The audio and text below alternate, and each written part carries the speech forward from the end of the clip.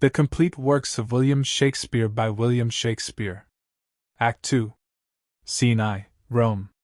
A public place. Enter Menenius, with the two tribunes of the people, Sicinius and Brutus Menenius. The augur tells me we shall have news tonight. Brutus. Good or bad? Menenius. Not according to the prayer of the people, for they love not Marcius. Sicinius. Nature teaches beasts to know their friends. Menenius. Pray you, who does the wolf love? Sicinius. The lamb. Menenius. Aye, to devour him, as the hungry plebeians would the noble Marcius. Brutus.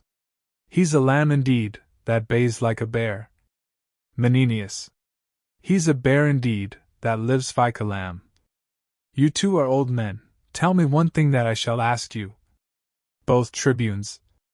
Well, sir. Menenius. In what enormity is Marcius poor in that you two have not in abundance? Brutus. He's poor in no one fault, but stored with all. Sicinius. Especially in pride. Brutus. And topping all others in boasting. Menenius. This is strange now. Do you two know how you are censured here in the city, I mean of us OTH right-hand file? Do you? Both tribunes. Why, how are we censored? Menenius.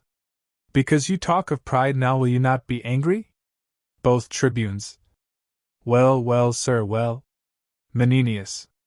Why, 'tis no great matter, for a very little thief of occasion will rob you of a great deal of patience. Give your dispositions the reins, and be angry at your pleasures at the least, if you take it as a pleasure to you in being so. You blame Marcius for being proud? Brutus. We do it not alone, sir. Menenius. I know you can do very little alone, for your helps are many, or else your actions would grow wondrous single. Your abilities are too infant-like for doing much alone. You talk of pride. Oh, that you could turn your eyes toward the napes of your necks, and make but an interior survey of your good selves. Oh, that you could! Both tribunes. What then, sir? Menenius. Why, then you should discover a brace of unmeriting, proud, violent, testy magistrates alias fools as any in Rome. Sicinius. Menenius, you are known well enough too. Menenius. I am known to be a humorous patrician, and one that loves a cup of hot wine with not a drop of allaying tiberinth, said to be something imperfect in favoring the first complaint, hasty and tinder-like upon too trivial motion, one that converses more with the buttock of the night than with the forehead of the morning. What I think I utter, and spend my malice in my breath.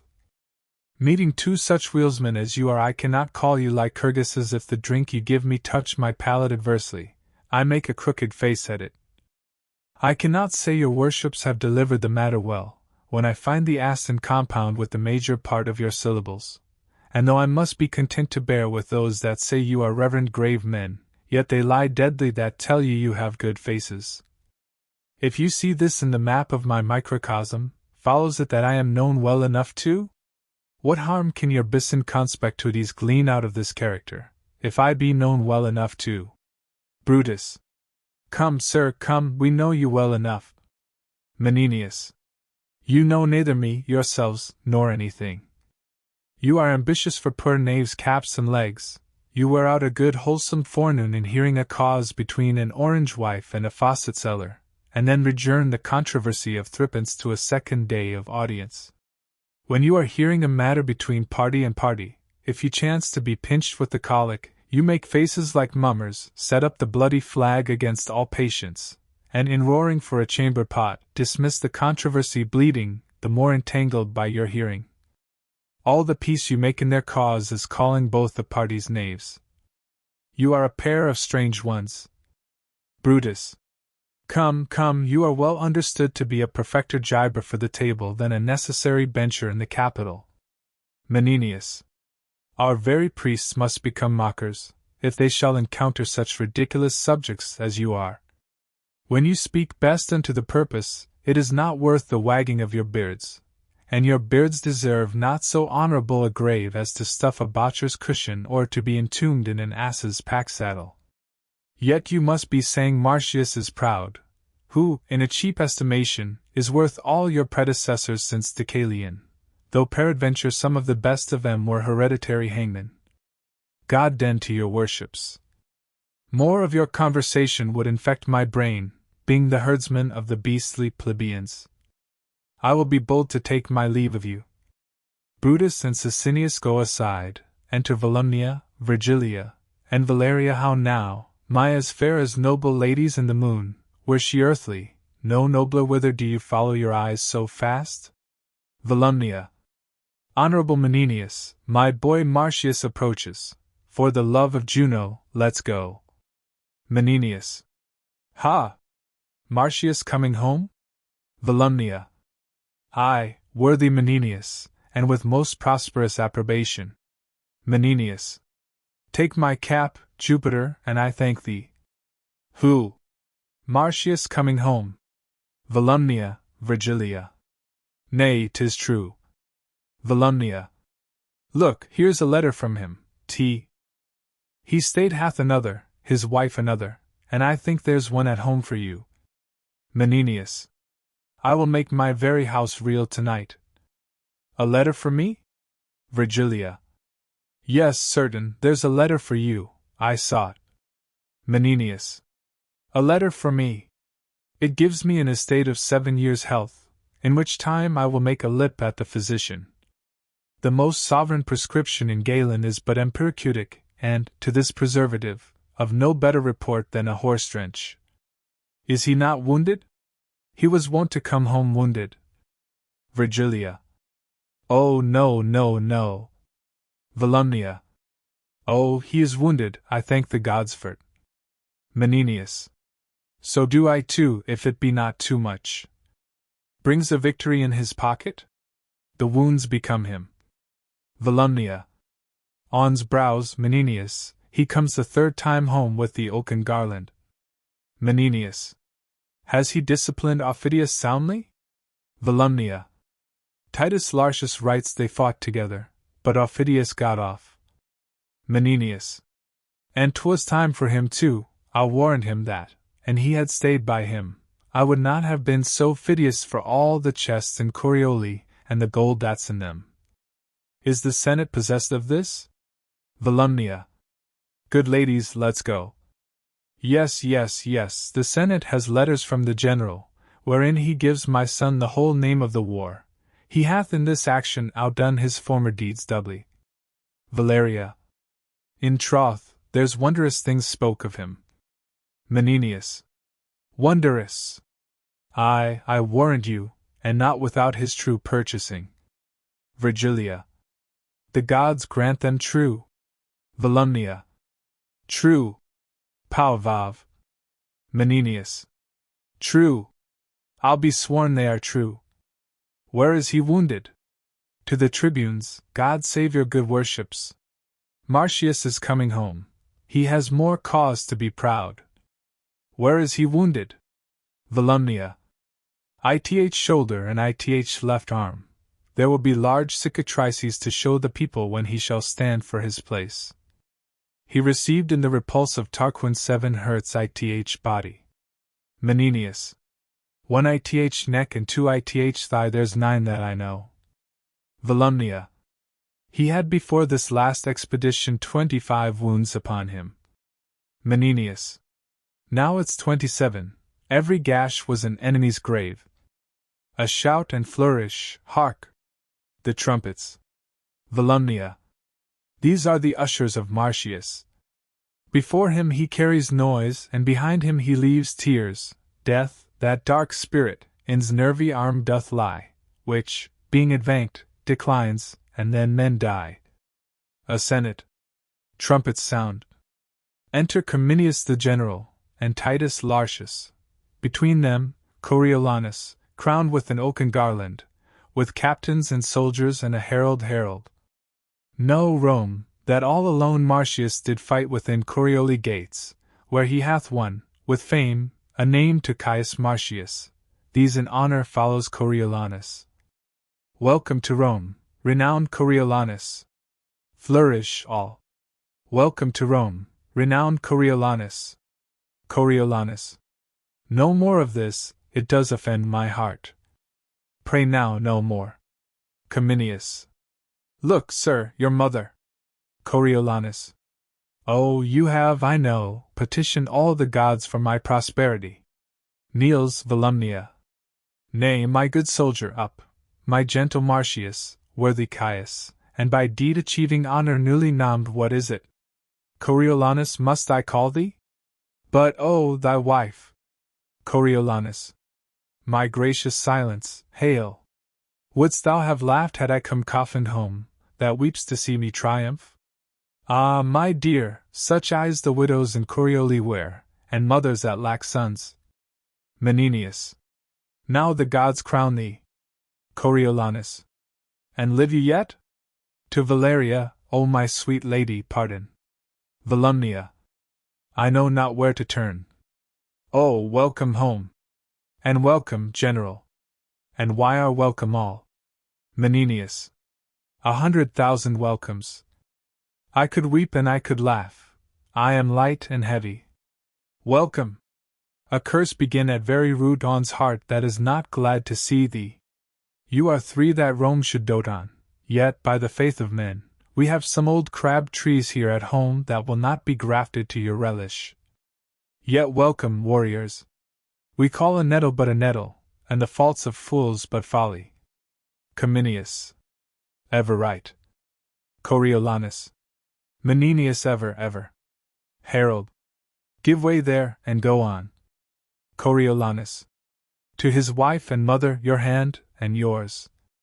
Ere in our own house I do shade my head, the good patricians must be visited, from whom I have received not only greetings, but with them change of honors. Volumnia. I have lived to see inherited my very wishes, and the buildings of my fancy. Only there's one thing wanting, which I doubt not but our Rome will cast upon thee. Coriolanus. No, good mother, I had rather be their servant in my way than sway with them in theirs. Cominius. On to the capital. Flourish. Cornets. Excellent in state, as before, Brutus and Sicinius come forward. Brutus. All tongues speak of him, and the bleared sights are spectacled to see him. Your prattling nurse into a rapture lets her baby cry while she chats him.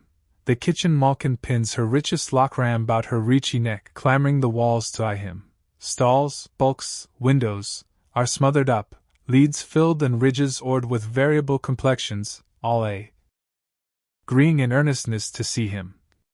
Seld shone flamens do press among the popular throngs and puff to win a vulgar station. Our veiled dames commit the war of white and damask in their nicely gawed cheeks to wanton spoil of Phoebus' burning kisses. Such a pother, as if that whatsoever god who leads him were slyly crept into his human powers, and gave him graceful posture. Sicinius. On the sudden I warrant him consul. Brutus. Then our office may during his power go sleep. Sicinius. He cannot temperately transport his honors from where he should begin and end, but will lose those he hath won. Brutus. In that there's comfort. Sicinius. Doubt not the commoners, for whom we stand, but they upon their ancient malice will forget with the least cause these his new honors, which that he will give them make I as little question as he is proud to do't. Brutus. I heard him swear, were he to stand for consul, never would he appear ith marketplace, nor on him put the napless vesture of humility, nor, showing, as the manner is, his wounds to people, beg their stinking breaths. Sicinius. 'Tis right. Brutus. It was his word. Oh, he would miss it rather than carry it but by the suit of the gentry to him, and the desire of the nobles. Sicinius. I wish no better than have him hold that purpose, and to put it in execution. Brutus. 'Tis most like he will. Sicinius. It shall be to him then as our good wills, a sure destruction. Brutus. So it must fall out to him, or our authorities. For an end, we must suggest the people in what hatred he still hath held them, that to's power he would have made them mules, silent their pleaders, and dispropertied their freedoms, holding them in human action and capacity of no more soul nor fitness for the world than camels in their war, who have their provant only for bearing burdens, and sore blows for sinking under them. Sicinius.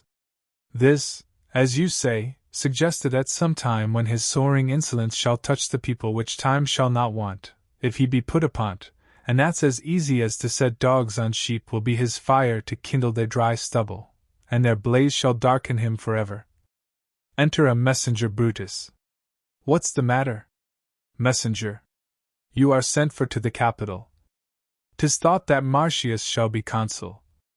I have seen the dumb men throng to see him and the blind to hear him speak, matrons flung gloves, ladies and maids their scarfs and handkerchers, upon him as he passed. The nobles bended as to Jove's statue, and the commons made a shower and thunder with their caps and shouts. I never saw the like. Brutus. Let's to the capital, and carry with us ears and eyes for th time, but hearts for the event. Sicinius. Have with you. Extant Scene 2. Rome. The capital. Enter 2 officers, to lay cushions, as it were in the capital. First officer. Come, come, they are almost here. How many stand for consulships? Second officer. 3 they say, but 'tis thought of every one Coriolanus will carry it. First officer. That's a brave fellow, but he's vengeance proud and loves not the common people. Second officer. Faith, there have been many great men that have flattered the people, who ne'er loved them, and there be many that they have loved, they know not wherefore, so that, if they love they know not why, they hate upon no better a ground. Therefore, for Coriolanus either to care whether they love or hate him manifests the true knowledge he has in their disposition, and out of his noble carelessness lets them plainly see't. First officer. If he did not care whether he had their love or no, he waived indifferently twixt doing them neither good nor harm, but he seeks their hate with greater devotion than they can render it him, and leaves nothing undone that may fully discover him their opposite. Now to seem to affect the malice and displeasure of the people is as bad as that which he dislikes to flatter them for their love. Second officer.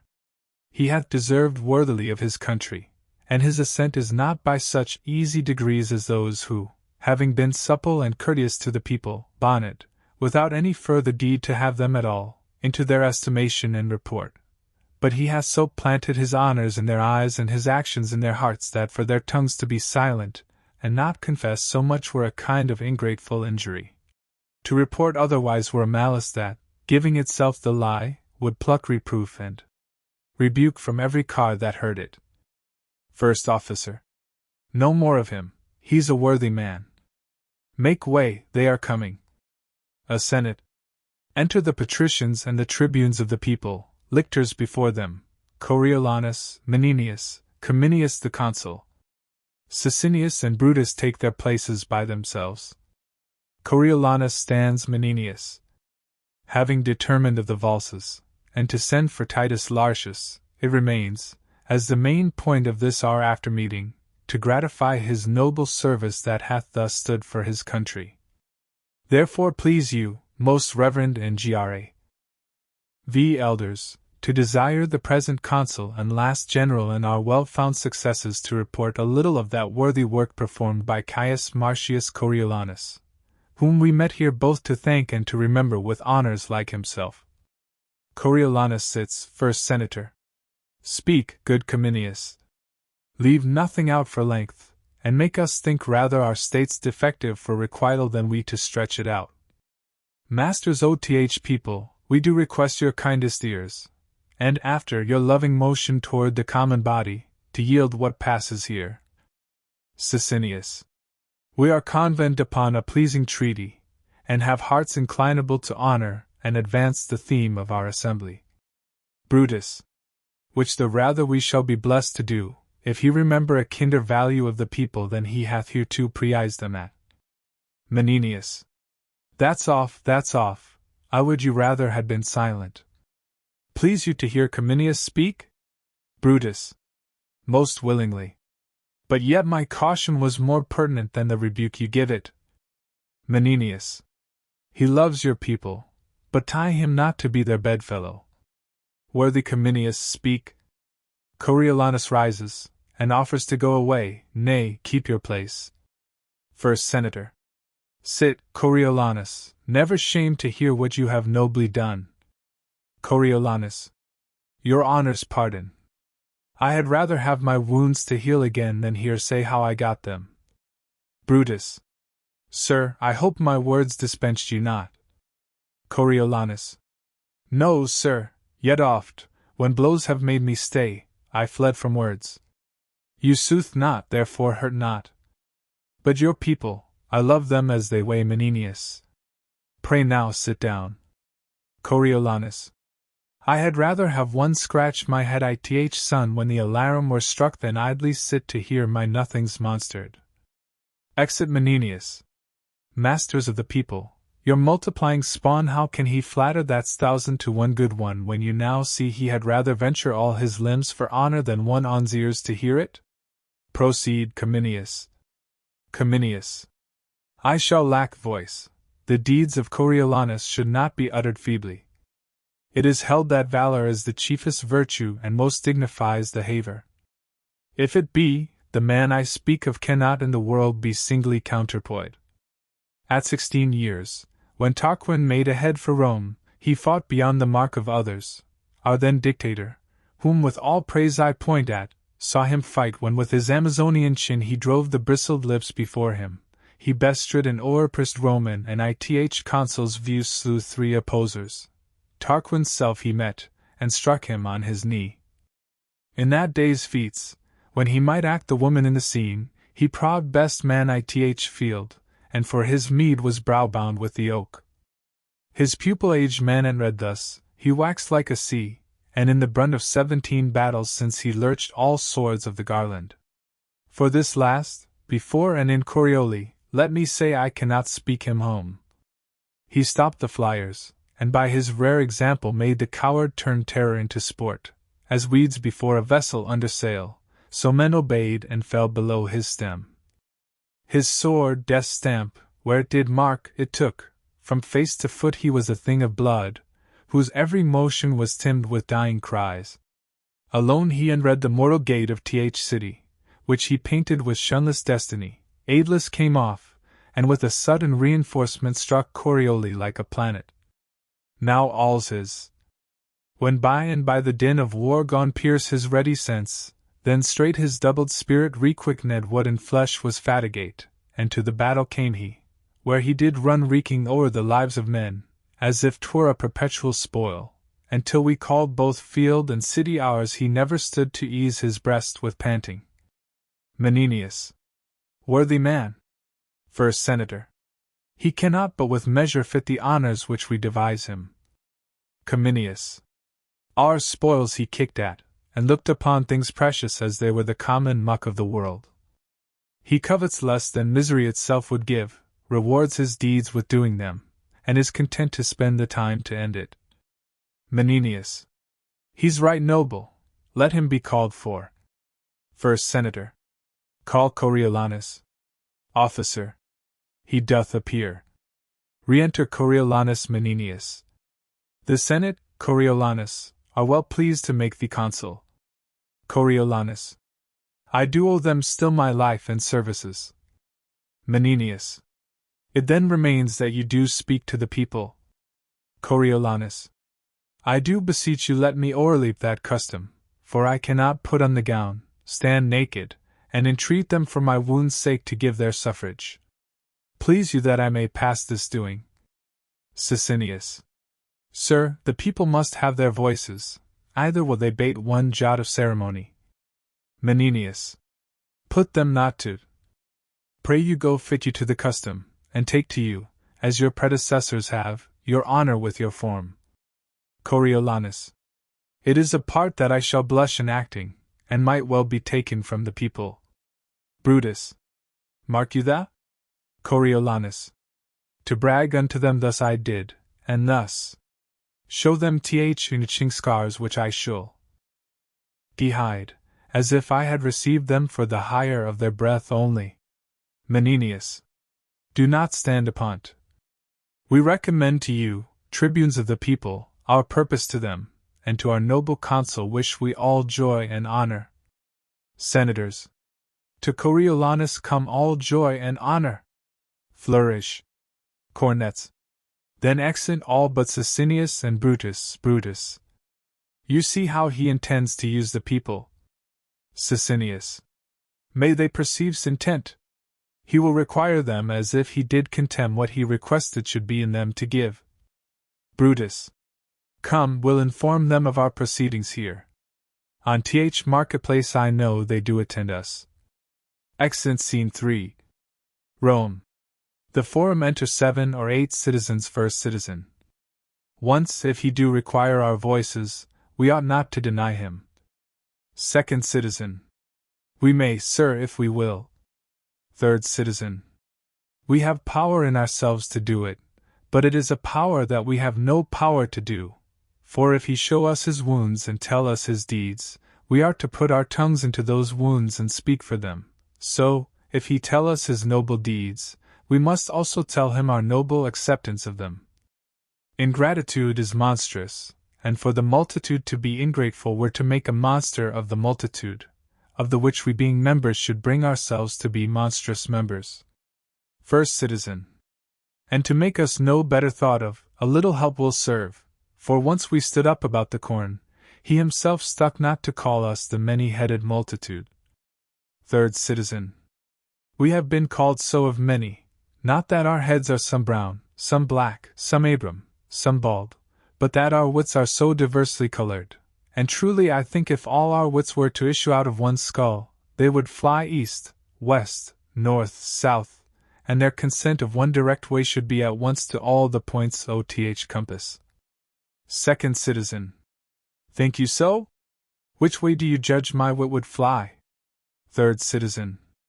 Nay, your wit will not so soon out as another man's will 'tis strongly wedged up in a blockhead, but if it were at liberty 'twould sure southward. Second citizen. Why that way? Third citizen. To lose itself in a fog, where being 3 parts melted away with rotten dews, the 4th would return for conscience' sake, to help to get thee a wife. Second citizen. You are never without your tricks, you may. Third citizen. Are you all resolved to give your voices? But that's no matter, the greater part carries it. I say, if he would incline to the people, there was never a worthier man. Enter Coriolanus, in a gown of humility, with Menenius here he comes, and in the gown of humility. Mark his behavior. We are not to stay all together, but to come by him where he stands, by ones, by twos, and by threes. He's to make his requests by particulars, wherein every one of us has a single honor, in giving him our own voices with our own tongues. Therefore follow me, and I'll direct you how you shall go by him. All. Content. Excellent citizens Menenius. Oh, sir, you are not right. Have you not known the worthiest men have done't? Coriolanus. What must I say? I pray, sir, plague upon't. I cannot bring my tongue to such a pace. Look, sir, my wounds I got them in my country's service, when some certain of your brethren roared and ran from th noise of our own drums. Menenius. O me, the gods! You must not speak of that. You must desire them to think upon you. Coriolanus. Think upon me? Hang 'em! I would they would forget me, like the virtues which our divines lose by 'em. Menenius. You'll mar all. I'll leave you. Pray you speak to 'em, I pray you, in wholesome manner. Exit re-enter 3 of the citizens Coriolanus. Bid them wash their faces and keep their teeth clean. So, here comes a brace. You know the cause, sir, of my standing here. Third citizen. We do, sir. Tell us what hath brought you to't. Coriolanus. Mine own desert. Second citizen. Your own desert? Coriolanus. Aye, not mine own desire. Third citizen. How, not your own desire? Coriolanus. No, sir, 'twas never my desire yet to trouble the poor with begging. Third citizen. You must think, if we give you anything, we hope to gain by you. Coriolanus. Well then, I pray, your price O.Th consulship? First citizen. The price is to ask it kindly. Coriolanus. Kindly, sir, I pray let me hot. I have wounds to show you, which shall be yours in private. Your good voice, sir, what say you? Second citizen. You shall ha it, worthy sir. Coriolanus.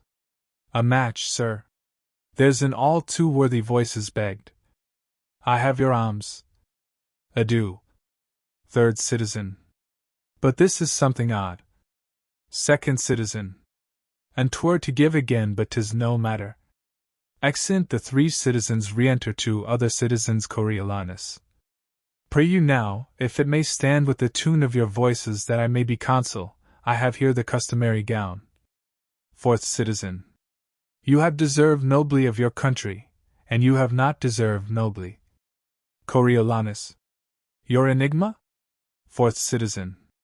You have been a scourge to her enemies, you have been a rod to her friends. Yo! You have not indeed loved the common people. Coriolanus. You should account me the more virtuous, that I have not been common in my love. I will, sir, flatter my sworn brother, the people, to earn a dearer estimation of them. 'Tis a condition they account gentle, and since the wisdom of their choice is rather to have my hat than my heart, I will practice the insinuating nod and be off to them most counterfeitly. That is, sir, I will counterfeit the bewitchment of some popular man and give it bountiful to the desirous. Therefore, beseech you I may be consul. Fifth citizen. We hope to find you our friend, and therefore give you our voices heartily. Fourth citizen. You have received many wounds for your country. Coriolanus. I will not seal your knowledge with showing them. I will make much of your voices, and so trouble you no farther. Both citizens. The gods give you joy, sir, heartily. Exeunt citizens. Coriolanus. Most sweet voices.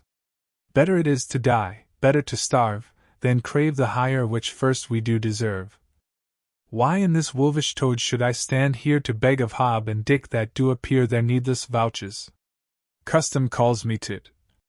What custom wills, in all things should we do't, the dust on antique time would lie unswept, and mountainous error be too highly heaped for truth to o'erappear. Rather than fool it so, let the high office and the honor go to one that would do thus. I am half through, the one part suffered, the other will I do. Re-enter three citizens more. Here come mo voices. Your voices. For your voices I have fought, watched for your voices, for your voices bear of wounds 24 odd, battles thrice 6 I have seen and heard of, for your voices have done many things, some less, some more. Your voices? Indeed, I would be consul. Sixth citizen. He has done nobly, and cannot go without any honest man's voice. Seventh citizen. Therefore let him be consul. The gods give him joy, and make him good friend to the people. All. Amen, amen. God save thee, noble consul. Exeunt citizens. Coriolanus. Worthy voices. Re-enter Menenius with Brutus and Sicinius. Menenius. You have stood your limitation, and the tribunes endue you with the people's voice.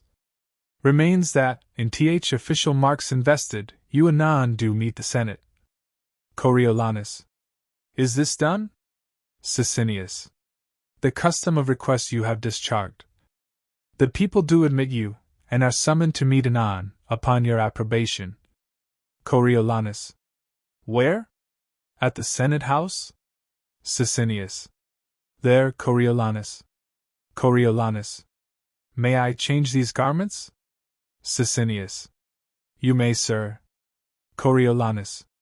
That I'll straight do, and, knowing myself again, repair to th Senate House. Menenius. I'll keep you company. Will you along? Brutus. We stay here for the people. Sicinius.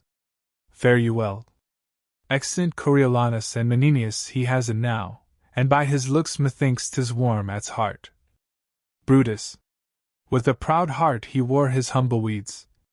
Will you dismiss the people? Re-enter Citizen Sicinius. How now, my masters? Have you chose this man? First Citizen. He has our voices, sir. Brutus. We pray the gods he may deserve your loves. Second Citizen. Amen, sir. To my poor unworthy notice, he mocked us when he begged our voices. Third Citizen. Certainly, he flouted us downright. First Citizen. No, 'tis his kind of speech he did not mock us. Second Citizen.